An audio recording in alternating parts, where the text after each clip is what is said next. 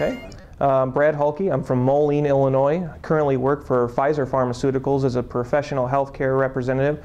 I graduated in 2002. I basically decided to come to Monmouth because I liked the campus, I liked the community, which I thought was incredibly important, was there's a sense of community here. And the majors that I was looking at, which was history and political science, they were very, very strong in. So that was kind of my determining factor in choosing Monmouth College.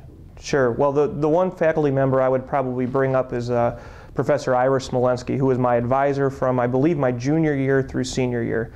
And the difference in Monmouth College versus the bigger universities like University of Illinois or Western is you sit in your advisor's office and you go over your schedule and you go over what your career aspirations are and what you're hoping to get out of your time here. And then you do fantasy baseball picks and you get to know them personally and you do those kind of things. So the sense of them being just an advisor and this is what you need to graduate is not present here. It is something where you can follow up and talk to and really have a relationship with your advisor. Their best interests are your best interests, and that's what I enjoyed. Well, I'm in pharmaceutical sales, so obviously it's a science-related field as well as a business-related field. I have a history degree and a political science minor, which is kind of contradictory to my career path. But what Monmouth College does with a liberal arts education is that you get a little bit of everything. So I took chemistry with Doc Keefe and I had biology classes.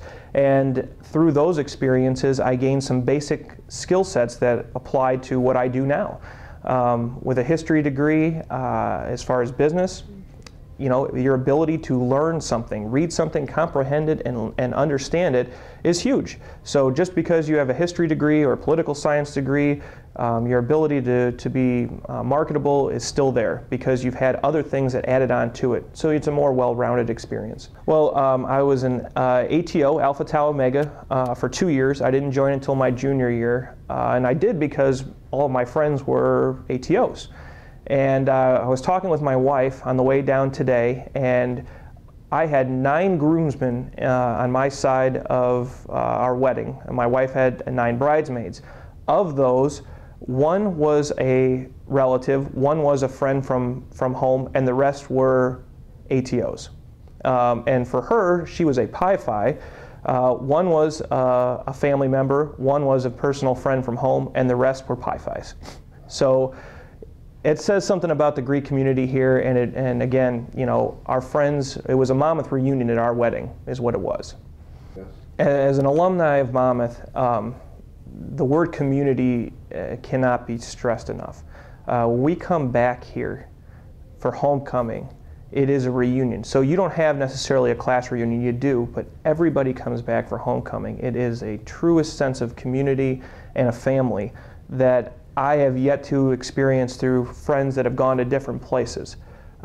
We all talk, we have conversations about Monmouth, we remember stories, but this was the best 4 years of any educational experience I've ever had, and I think my wife would agree as well. Wow. Well, my wife was a Pi Phi, but she was a cheerleader on for football, and I was playing football at the time, and she had actually dated a fraternity brother of mine, and after it didn't work out with them, thank God, she and I began kind of just talking as friends, and by our junior year, end of our junior year, we started to date and got married, I think I should probably remember this, a year and a half or 2 years after graduation.